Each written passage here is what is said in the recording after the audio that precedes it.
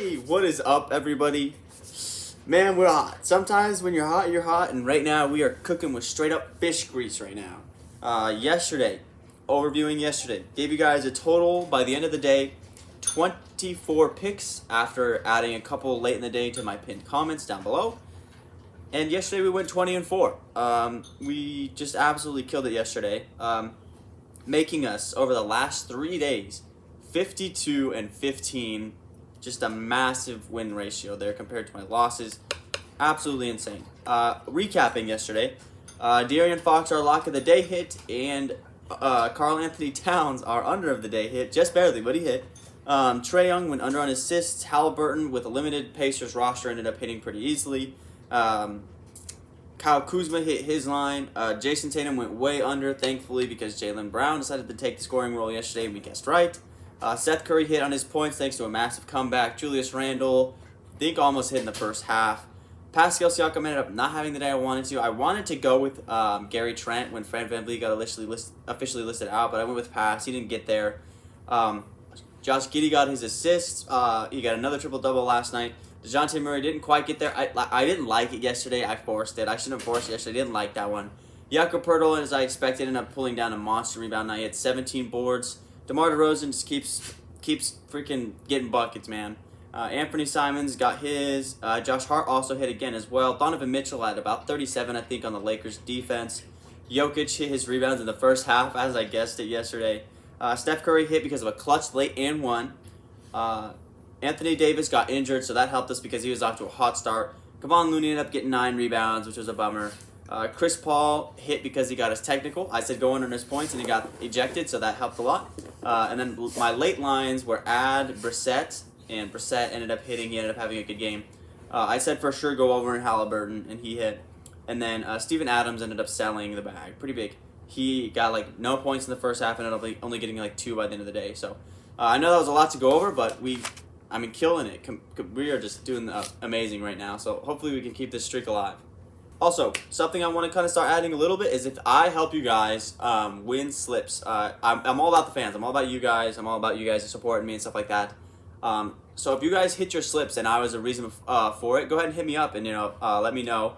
So I'm gonna be shouting out Justin Barnett today. Hopefully I'm saying your name right.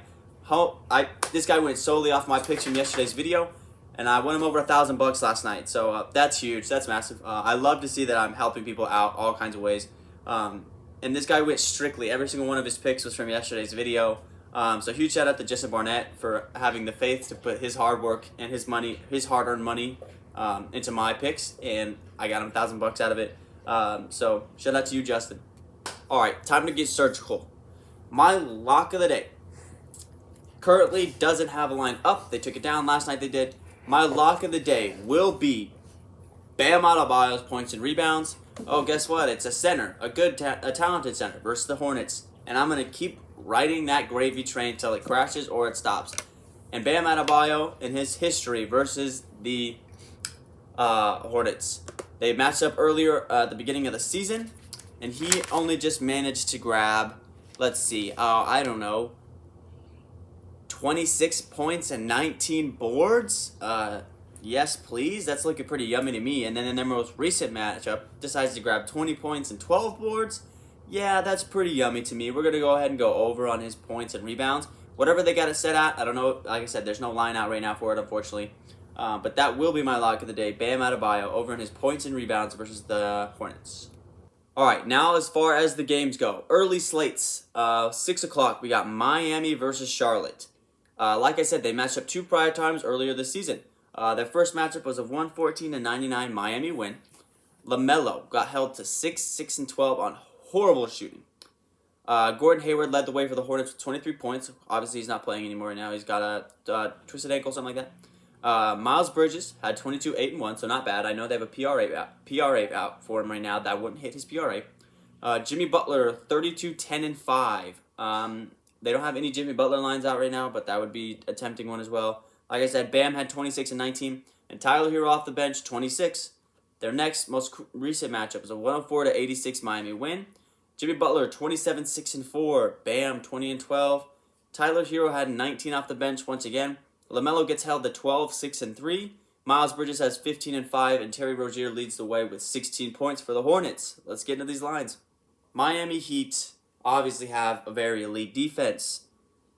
Now, recent success versus the Heat is very, very limited.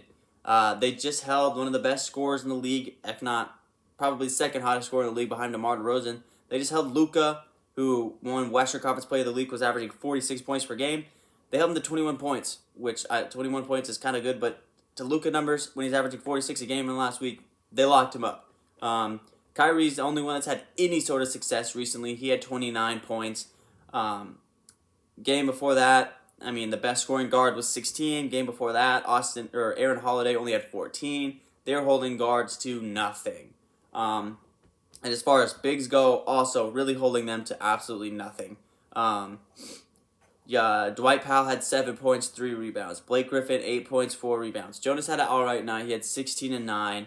And then Thomas Bryant got held to 8 and 5. So they really do not give up much at all. So that's going to make my favorite Hornet line an under. We are going to go under on LaMelo's 36 PRA in his last 3 matchups versus the Miami Heat. LaMelo is averaging 11, 6, and 5 for a whopping grand total of 22 PRA on 33% shooting from the field and 14% from 3. The Miami Heat lock up LaMelo Ball, and he is probably going to get locked up again tonight. My favorite Hornet line is under on LaMelo's PRA. Next up on the slate, we got Pelicans Mavs. Now, a team that made a pretty big move in the trade market. So, I'm only going to be taking into account games that they've had CJ McCollum, because obviously CJ McCollum is going to be playing. So, CJ McCollum has played 4 games with the Pelicans. They've gone 1-3 in those games. Only big loss being to the Miami Heat. They lost 112-97. All of their other losses have been within 10 points. And they even managed to beat the Raptors by 30. So, Pelicans are no slouches anymore.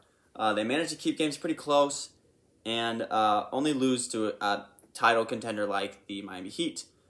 As far as their defense stands, though, adding CJ McCollum. Obviously, CJ McCollum's not any sort of a defensive menace by any means, but here is recent guard success versus the Pelicans since adding CJ McCollum. Jimmy Butler, 29 points from him. DeJounte Murray had 31, 12, and 7. Lonnie Walker off the bench for the Spurs had 17. Fred VanVleet had 20. Tyus Jones had 27. And Jaren Jackson Jr., not a guard, but he had 23. That leads a grand total of 23 points per game for opposing team's starting point guard since adding McCollum to the lineup. Now, that could easily be a much higher number, but Kyle Lowry had only 14 points, but he had a triple-double. So if Kyle Lowry can go out there and get a triple-double, there's no reason to think that Luka Doncic can't have a big night tonight. If opposing point guards since adding CJ are averaging 23 points per game, I don't see why Luka wouldn't have 31 tonight. Also, his PRA isn't a bad line, but I just like to go with his points a little bit more. Luka Doncic over on 31 points is going to be my favorite Mavs line versus the Pelicans. And as far as the Mavs go, it's been a field day for bigs, and it's going to continue to be a field day for bigs. Tonight they're playing one of the best volume rebounders in the NBA, and Jonas Valanciunas. I'm going to be going over on his points and rebounds. I may by the end of the night lean more towards rebounds, which is set at 11. There's no reason why he can't hit this. Like I said, the Mavs give up a lot to bigs. Zubac, he had 10 boards. Isaiah Stewart had 15. 18 boards from John Collins. 13 boards from Joel Embiid. Jonas Valanciunas is an elite rebounder. I definitely think he's going to hit his rebounds mark by far, which is set at 10.5. Guard success is a different story. Like I said in the past, only the most points dropped by a guard recently to the Mavs is 24 by Reggie Jackson. Since then, within the last couple of weeks, it really has not been anything better than 24 points by Reggie Jackson. So, I'm maybe leaning away from staying away from CJ McCollum this game. That's okay, because like I said, Jonas is going to have a pretty good rebounding game. If not a points and rebound game, a pretty good rebounding game. So, we don't have to necessarily force it and bet on McCollum this game, even though he's been playing well. I'm going to stick with Jonas Valanciunas' 10.5 rebounds as the best Pelicans line. No lines out for the Wizards-Nets game right now, as of 10:27 Central Time. Now, recent success versus the Wizards is kind of flourishing. Guards have like De'Aaron Fox, 26, Cam Thomas, 27, Kyrie Irving, 31, Tyrese Maxey, 22 and 7. Big Sabonis, 16 and 11, Ayton, 20 and 16, and Embiid, 27 and 14. I believe Andre Drummond pulled down 19 rebounds last night. If I do get this video posted by the time they get some Nets lines out, I'm thinking that my favorite Nets line has to be Andre Drummond's rebounds. He played a significant role last night, a lot more minutes he's been played recently. I don't know if he's going to have to get some recovery today, some rest today. I know they've been saying he's a little bit out of shape as far as a starting center goes. But whatever they set Andre Drummond's rebounds at, you have to think he's got a pretty good shot at hitting that. Like I said, I'll post it here if they get the lines out before I post this video. But my favorite Nets line is going to be Andre Drummond's rebounds, whatever they put it at. So this is just me taking shots in the dark here. Obviously, I'm going to look at this team since adding Drummond and Curry because that makes a big difference. Obviously, as well, Kyrie Irving isn't playing tonight because the game is in Brooklyn. So, in the 2 games since adding Drummond and Curry to the lineup, Drummond has done a pretty great job defensively. He's definitely added a presence that the Brooklyn Nets needed as far as an interior presence because Mitchell Robinson held 7 points and 2 rebounds last night, and their first game as Nets, Domantas Sabonis got held to 9 and 9, which is pretty low numbers for Domantas Sabonis. Now, guards, on the other hand, or their number 1 scoring option. Julius Randle just last night had 31, and De'Aaron Fox had 26. So that leads me to imagine, by just looking at the numbers, probably go under on anything Thomas Bryant. Whoever starts at center tonight for the Wizards, probably a good bet to go under versus Andre Drummond, who's done a great job defensively. And the opposing team's number 1 scorer, which is going to be Kyle Kuzma in this instance. We just went over on him yesterday. Got to think the same thing's going to happen tonight. So over on Kyle Kuzma's points, whatever they end up putting it at, again, not out. And I'll try to put it here by the time my video gets edited if they get it out in time. But that's basically all I'm going to be able to do for this Wizards-Nets game with no lines out. Taking shots in the dark with the numbers of recent play. And the big game of the night, Bucks 76ers. Obviously, 2 top teams in the East, 2 teams that could very easily make the Eastern Conference Finals. The team representing the East in the NBA Finals could very easily be one of these 2 teams, especially with the addition of Harden for the 76ers. Now, looking at their past matchup, they've only actually played 1 time prior to the season, so they're going to play 2 more times down the stretch. It was a very weird one. I'm not going to take into account really all that much from this one. Giannis drops 31, 16, and 4. Grayson Allen has 25. Bobby Portis has 19 and 10. Drew Holiday doesn't play in this game, and Chris Middleton doesn't play in this game for the Bucks. For example, that's why Grayson Allen ended up getting 25 points, a little bit higher production needed from him. As well as the Sixers. They didn't have Embiid, and they didn't have Tobias Harris. They're 2 best guys. So Maxi's production went up. He had 31. Shake Milton had 20, and Andre Drummond went for 17 points and 20 boards in their last recent matchup. Now, Giannis does have a career of kind of destroying the 76ers. His last 5 games versus Sixers, I went a little bit deeper than I normally do just to take into account because Sixers and the Bucks have relatively stayed the same over the course of the last 2 years as far as their rosters go. Now, Giannis is averaging 29, 16, and 6 over the last 5 games they've played the 76ers. That would lead me to believe that his best line is going to be his rebounds, which is at 10.5. Giannis is a little bit of a rebounding machine, man. I wouldn't see why he wouldn't be able to hit this 11 rebound mark. Like I said, he's averaging 16 boards versus them in his recent play. I wouldn't see why that wouldn't be the line. They have his points set at 29.5, and he averages 29 in the last 5 games.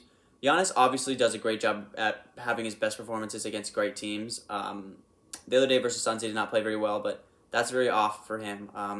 Huge Bucks fan, huge Giannis fan. I like his rebounds line best, though. Joel Embiid's history versus the Bucks, I put his last 5 games as well, is not as juicy as you might think it is. Only averaging 25, 10, and 6, which is kind of low for Embiid.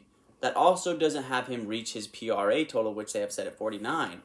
Now, I'm not necessarily saying go under on Joel Embiid because, again, sometimes you just have to ignore the analytics, and when a big player plays on a big stage against a good team, they just put up crazy numbers.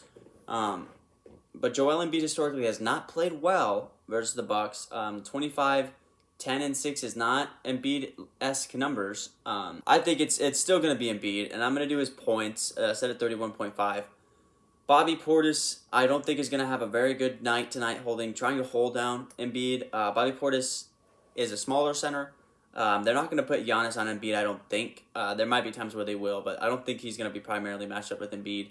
Embiid just came off a 48-point blowout, embarrassing loss.